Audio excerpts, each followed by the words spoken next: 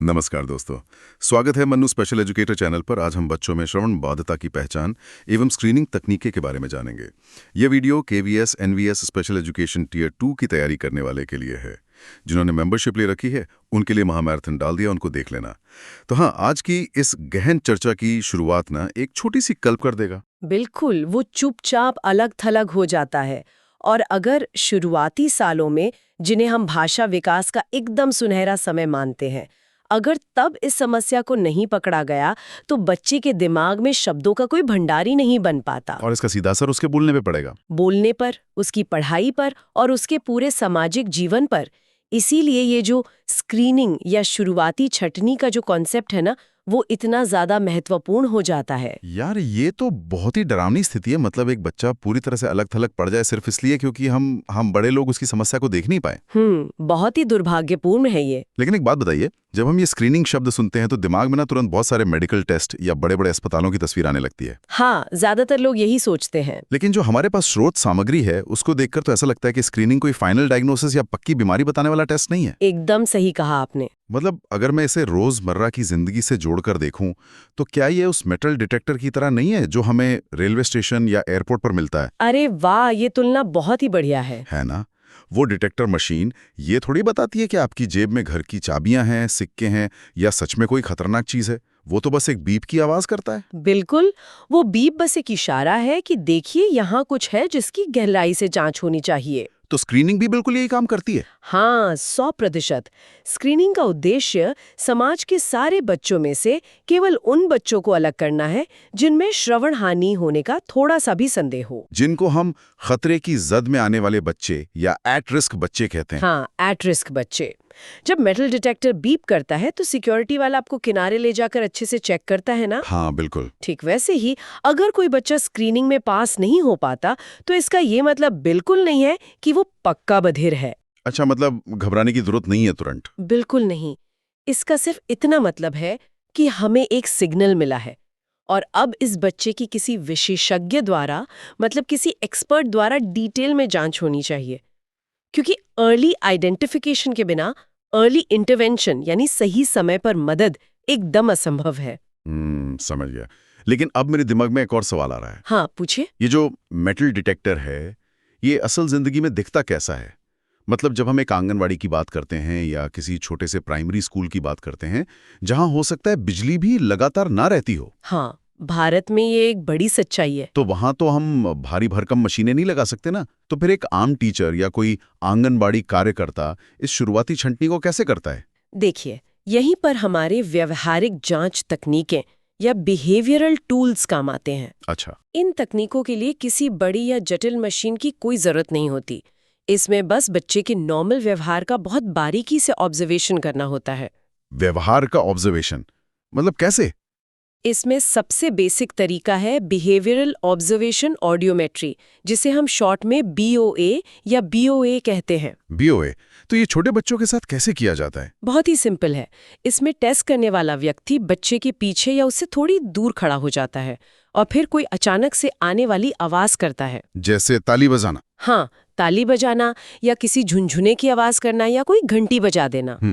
फिर वो देखता है कि क्या बच्चा चौंकता है, क्या उसकी आंखें अचानक से बड़ी होती हैं या क्या वो आवाज की दिशा में अपना सिर घुमाता है। मतलब कोई भी नॉर्मल बच्चा तो पलट कर देखेगा ही। बिल्कुल। एक स्वस्थ सुनने की क्षमता वाला बच्चा किसी भी नई या अचानक आने वाली आवाज पर ना एकदम स्वाभाविक रूप से प्रतिक्रिया देता है। लेकिन यहाँ मुझे एक बहुत बड़ी खामी नजर आ रही है इस टेस्ट में। अच्छा, क्या खामी? मान लीजिए 1-2 साल का बच्चा है, वो अपने किसी बहुत ही पसंदीदा खिलौने के साथ खेल रहा है। वो उसमें इतना ज्यादा मग्न है कि पीछे से बजने वाली ताली उसे कोई फर्क ही नहीं डाल रही। या मान लीजिए बच्चा उस दिन बस बहुत थका हुआ है, उसका मन नहीं है रिस्पॉन्स देने का। हाँ, बच्चे तो मूडी होते ही हैं। वही तो अगर वो मुड़कर नहीं देखता तो हम तो यही मान बैठेंगे ना कि उसे सुनाई नहीं देता। ये तो गलत हो जाएगा। और देखिए, यही वो पॉइंट है जहाँ एक कुशल परीक्षक का दिमाग काम आता है। आपका ये सोचना बिल्कुल जायज है कि बच्चा शायद सिर्फ इग्नोर कर रहा हो। हाँ, जिद्दी भी तो हो सकता है। बिल्कुल। इसीलिए हम एक और तकनीक का इस्तेमाल करते हैं जिसे डिस्ट्रैक्शन टेस्ट कहते हैं। Distraction test? ये BOA से अलग कैसे है? ये 6 महीने से लेकर 2.5 साल तक के बच्चों के लिए बहुत ही कारगर है। इसमें ना 2 लोग शामिल होते हैं। अच्छा, 2 लोग क्यों? क्योंकि एक व्यक्ति बच्चे के ठीक सामने बैठता है। वो उसे किसी रंग बिरंगे खिलौने या किसी खेल में पूरी तरह उलझा लेता है। मतलब उसका पूरा ध्यान अपनी तरफ खींच लेता है। हाँ, बच्चे का पूरा फोकस सामने होता है। तभी दूसरा व्यक्ति जो बच्चे की नजरों से एकदम बाहर होता है, उसके पीछे या थोड़ा साइड में वो एक हल्की लेकिन बहुत स्पष्ट आवाज करता है। हल्की आवाज जैसे क्या? जैसे कागज को मोड़ने की सरसराहट या बहुत ही धीमी आवाज में उसका नाम पुकारना, श जैसी आवाज करना। समझ रहा हूँ। अब अगर बच्चा सामने वाले खिलौने से अपना ध्यान हटाकर उस नई आवाज की तरफ सिर घुमाता है, तो इसका मतलब है कि उसकी हियरिंग एकदम सही काम कर रही है। अरे वाह, ये तो बहुत ही चतुर तरीका है ना? मतलब सामने वाले खिलौने से ध्यान भटकाने के लिए पीछे की आवाज का इतना साफ होना जरूरी है कि बच्चे का दिमाग तुरंत उस पर रिएक्ट करे। बिल्कुल। और इसमें एक शर्त ये होती है कि आवाज करने वाले व्यक्ति की कोई परछाई या हलचल बच्चे को दिखाई नहीं देनी चाहिए, सिर्फ आवाज सुनाई देनी चाहिए। क्या बात है, बहुत ही स्मार्ट तरीका है। हाँ, इसके अलावा एक फ्री फील्ड हियरिंग स्क्रीनिंग भी होती है। ये क्या होती है? इसमें बच्चे को किसी बंद हेडफोन के बिना एक खुले कमरे में बिछा दिया जाता है और फिर अलग अलग कोनों से अलग अलग वॉल्यूम की आवाजें दी जाती हैं। इससे उसकी नेचुरल सुनने की क्षमता का पता चलता है। अच्छा, ये तो हो गई छोटे बच्चों की बात, लेकिन अगर हम स्कूली बच्चों की बात करें जो थोड़े बड़े हो चुके हैं, वो तो शायद हर कागज की सरसराहट पर सिर घुमाने जैसी प्रतिक्रिया ना दें। उनके लिए टीचर क्या कर सकते हैं? क्लास में तो वैसे भी इतना शोर होता है। बड़े बच्चों और स्कूल के स्तर पर ना चेकलिस्ट और प्रश्नावली सबसे बड़े हथियार होते हैं। चेकलिस्ट मतलब फॉर्म वगैरह? हाँ, माता पिता और टीचर्स से एक फॉर्म भरवाया जाता है। जैसे माता पिता से पूछेंगे, क्या बच्चा टीवी देखते समय वॉल्यूम बहुत ज्यादा तेज कर देता है? ये तो बहुत आम लक्षण है। या क्या जब आप उसे दूसरे कमरे से आवाज लगाते हैं तो वो जवाब नहीं देता? क्या वो शब्दों का उच्चारण गलत कर रहा है? और टीचर्स के लिए क्या सवाल होते हैं? टीचर्स के लिए एक हियरिंग स्क्रीनिंग चेकलिस्ट होती है। टीचर बच्चे के रोजमर्रा के व्यवहार पर टिक लगाते हैं। जैसे क्या बच्चा डिक्टेशन मतलब श्रुतलेख में बहुत गलतियां कर रहा है? अच्छा, क्योंकि उसे शब्द साफ सुनाई नहीं दे रहे? बिल्कुल। क्या वो क्लास में दिए गए निर्देशों को बार बार दोहराने के लिए कहता है? या क्या ग्रुप एक्टिविटी में वो चुपचाप अलग बैठा रहता है?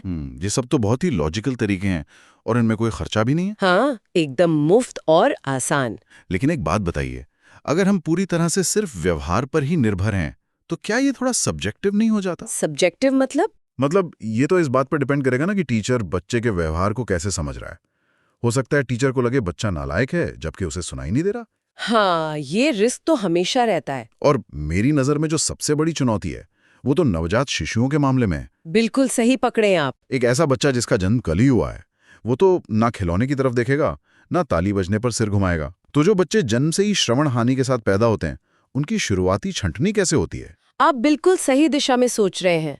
नवजात शिशुओं के लिए या ऐसे बच्चों के लिए जो किसी दूसरी शारीरिक या मानसिक चुनौती की वजह से कोई रिस्पॉन्स नहीं दे सकते, उनके लिए हम वैवाहिक जांच पर निर्भर नहीं रह सकते। तो फिर क्या करते हैं? यहीं पर हमारे वस्तुनिष्ठ उपकरणों यानी ऑब्जेक्टिव टूल्स की एंट्री होती है। Objective tools? हाँ, ये वो तरीके हैं जिनमें बच्चे को खुद कुछ भी नहीं करना होता, कोई रिस्पॉन्स नहीं देना होता। बच्चा चाहे गहरी नींद में सो रहा हो तब भी ये टेस्ट हो जाता है। अरे, सोते हुए बच्चे का टेस्ट? बिल्कुल।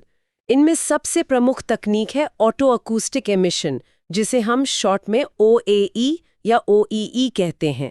OEE नाम तो बहुत ही भारी और टेक्निकल लग रहा है। ये मशीन असल में काम कैसे करती है? मतलब बिना बच्चे के कुछ किए ये कैसे जान लेती है कि कान ठीक है या नहीं? इसके पीछे का जो विज्ञान है ना, वो सच में बहुत ही अद्भुत है। मैं समझाती हूँ। हाँ प्लीज। देखिए, हमारे कान के सबसे अंदरूनी हिस्से में, जिसे कॉक्लिया कहते हैं, वहाँ बहुत ही सूक्ष्म और संवेदनशील बाल होते हैं, हेयर सेल्स। अच्छा, कान के अंदर बाल? हाँ, जब कोई बाहरी आवाज उस कॉक्लिया में जाती है तो ये बाल उस आवाज को कैच करते हैं। लेकिन सबसे दिलचस्प बात यह है कि आवाज कैच करने के साथ साथ एक स्वस्थ कॉक्लिया के बाल खुद भी एक बहुत ही धीमी आवाज पैदा करते हैं। रुको, क्या? हाँ, मतलब हमारा कान सिर्फ आवाज को अंदर नहीं लेता, बल्कि एक स्वस्थ कान असल में खुद भी आवाज बाहर फेंकता है। एकदम सही। एक तरह की गूंज या इको समझ लीजिए, जो वापस बाहर आती है। बाप रे, ये तो मुझे पता ही नहीं था। ज्यादातर लोगों को नहीं पता होता। तो ये जो OEE मशीन है ना, इसमें एक बहुत ही छोटा सा ईयरफोन होता है जिसे बच्चे के कान में रख देते हैं। ये मशीन कान के अंदर कुछ सॉफ्ट सी ध्वनियां भेजती है और फिर उस ईयरफोन में लगा एक बहुत ही सेंसिटिव माइक्रोफोन कान के अंदर से वापस आने वाली उस गूंज को रिकॉर्ड कर लेता है। तो अगर गूंज वापस आई, अगर गूंज वापस मशीन तक आ गई जिसे मशीन पास दिखाती है, तो इसका मतलब है कि कॉक्लिया बिल्कुल सही काम कर रहा है। और अगर नहीं आई तो? अगर मशीन को कोई गूंज वापस नहीं मिलती, यानी रिस्पॉन्स एब्सेंट आता है, तो ये हियरिंग लॉस का एक बहुत बड़ा खतरे का सिग्नल है। यार, ये तो कुछ ऐसा हो गया जैसे मान लो कंप्यूटर का कीबोर्ड चेक करना और सीधे उसके मदरबोर्ड को चेक करना। अच्छा, कैसे? मतलब जो व्यवहारिक टेस्ट हैं, जैसे BOA या वो चेकलिस्ट, वो ऐसे हैं जैसे आप कीबोर्ड पर टाइप कर रहे हैं और देख रहे हैं कि स्क्रीन पर अक्षर छप रहे हैं या नहीं। हाँ, बिल्कुल। इसमें बच्चे का दिमाग, उसकी इच्छा, उसकी मांसपेशियां सब शामिल हैं।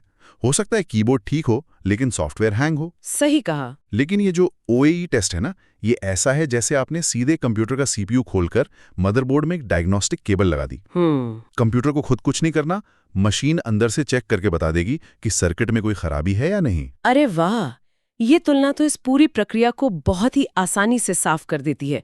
एकदम परफेक्ट है ना? हाँ, OAE सीधे कान के उस हार्डवेयर की जांच कर लेता है।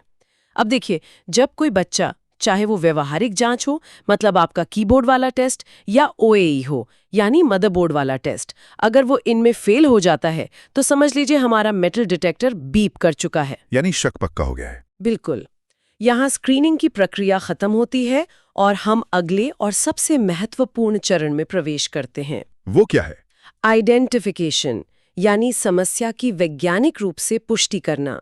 इसके लिए बच्चे को एक विशेषज्ञ, यानी ऑडियोलॉजिस्ट या कान नाक गले के ENT डॉक्टर के पास रेफर किया जाता है। अच्छा, तो जब माता पिता बच्चे को लेकर उस विशेषज्ञ के क्लिनिक में पहुंचते हैं तो वहां क्या होता है? जाहिर है वहां तो शक की गुंजाइश खत्म करके पक्के सबूतों पर काम होता होगा। हाँ, क्लिनिक का माहौल उस स्कूल या आंगनवाड़ी से बिल्कुल अलग होता है। वहां पहुंचते ही सबसे पहला कदम होता है एक बहुत ही डिटेल केस हिस्ट्री और मेडिकल हिस्ट्री लेना। केस हिस्ट्री, उसमें क्या पूछते हैं? डॉक्टर माता पिता से बच्चे के जन्म के समय की एक एक बारीक जानकारी मांगते हैं। जन्म की जानकारी क्यों? क्या जन्म के समय की कुछ घटनाओं का सीधा असर कान पर पड़ता है? बहुत गहरा असर पड़ता है। अच्छा। हाँ, डॉक्टर पूछते हैं कि क्या जन्म के तुरंत बाद बच्चा रोया था, क्योंकि अगर बच्चे को जन्म के समय ऑक्सीजन की कमी हुई हो, जिसे बर्थ एस्फिक्सिया कहते हैं, तो ये दिमाग और कान को जोड़ने वाली नसों को हमेशा के लिए डैमेज कर सकता है। बाप रे। या पूछते हैं कि क्या बच्चे को जन्म के बाद सीवियर पीलिया यानी जॉन्डिस हुआ था। पीलिया से कान का क्या लेना देना? बहुत लेना देना है। अत्यधिक पीलिया भी श्रवण तंत्रिकाओं को नष्ट कर सकता है। इसके अलावा क्या गर्भावस्था के दौरान माँ को कोई गंभीर इन्फेक्शन हुआ था, या बच्चे को कभी कोई बहुत तेज बुखार आया था जिसके लिए उसे हाई डोज दवाइयां दी गई थीं। ओटोटॉक्सिक दवाइयां जो कान को नुकसान पहुंचाती हैं। एकदम सही। कई बार तो बिना कोई मशीन लगाए सिर्फ इस मेडिकल हिस्ट्री से ही डॉक्टर समझ जाते हैं कि समस्या की जड़ कहाँ है। यानी इतिहास खंगालना सबसे जरूरी है। बिल्कुल। तो इसके बाद तो पक्का डॉक्टर सीधे अपनी सबसे मॉडर्न मशीनें निकालकर कान पर लगा देते होंगे। दिलचस्प बात यह है कि ऐसा नहीं होता है। मशीनें नहीं लगाते। मशीनें लगाने से पहले ऑडियोलॉजिस्ट एक कंट्रोल्ड वातावरण में, जैसे एक साउंड प्रूफ कमरे में, बच्चे का फिर से व्यवहारिक मूल्यांकन करते हैं। यहाँ मुझे एक बहुत बड़ी उलझन हो रही है। क्या उलझन? देखिए, जब बच्चा एक ऐसे क्लिनिक में पहुंच ही गया है जहां दुनिया की बेहतरीन और सटीक मशीनें मौजूद हैं, जिनके बारे में हमने अभी बात की कि वो हार्डवेयर को बिल्कुल सही माप लेती हैं, हाँ। तो फिर डॉक्टर उस पुराने तरीके यानी व्यवहारिक जांच में अपना टाइम क्यों बर्बाद करते हैं? सीधा वो CPU वाला टेस्ट क्यों नहीं करते? ये बहुत ही वाजिब सवाल है। इसे समझने के लिए हमें फिर से आपके उसी कंप्यूटर वाले उदाहरण पर जाना होगा। अच्छा, बताइए। मान लीजिए मदरबोर्ड की जांच करने वाली मशीन बताती है कि सब कुछ ठीक है या उसमें बस कोई छोटी सी खराबी है। ठीक है। लेकिन क्या वो मशीन ये बता सकती है कि उस कंप्यूटर पर बैठा हुआ इंसान उस पर कोई सॉफ्टवेयर चला पा रहा है या नहीं, या वो उस कंप्यूटर का इस्तेमाल कैसे कर रहा है? नहीं, मशीन तो सिर्फ सर्किट का हाल बताएगी। उसे यूजर से क्या मतलब? बिल्कुल।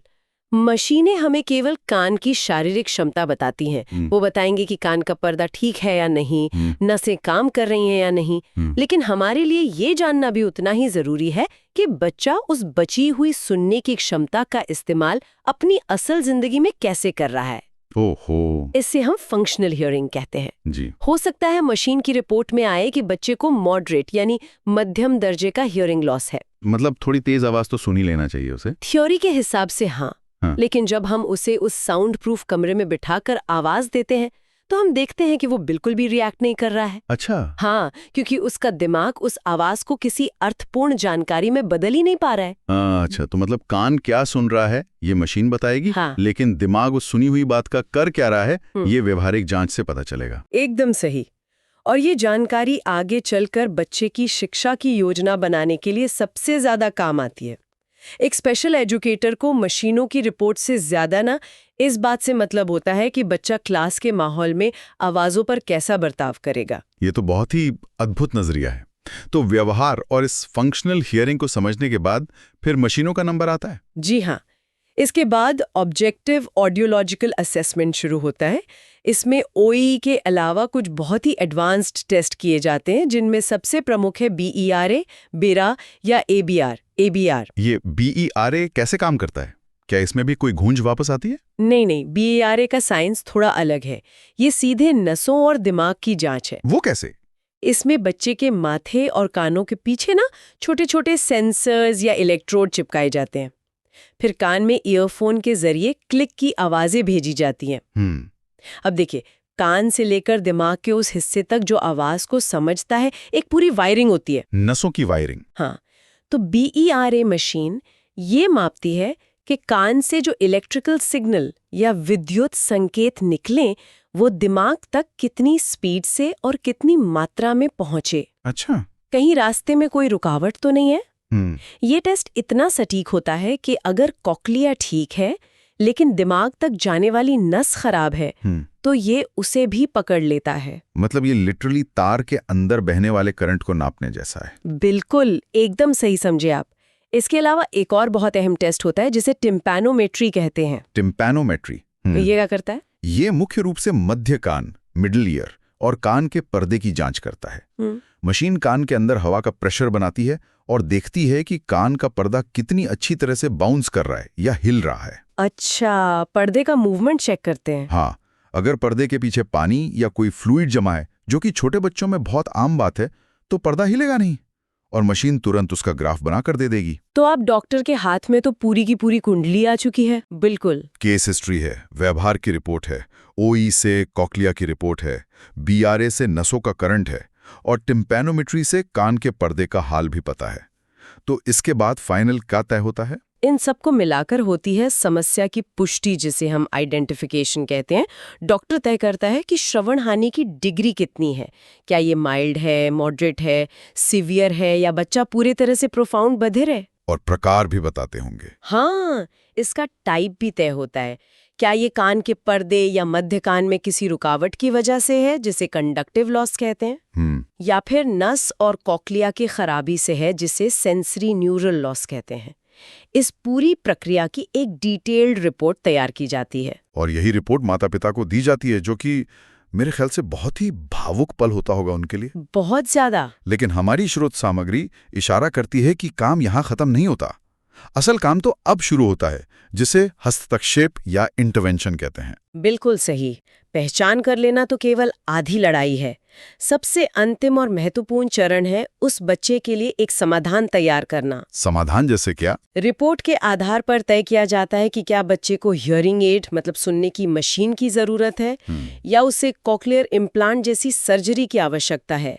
इसके बाद शुरू होती है स्पीच थेरेपी, ताकि जो समय उसने भाषा विकास में खो दिया है, वो जो सुनहरा समय था, उसकी भरपाई की जा सके। और पढ़ाई का क्या? यहीं पर स्पेशल एजुकेटर और ऑडियोलॉजिस्ट मिलकर काम करते हैं।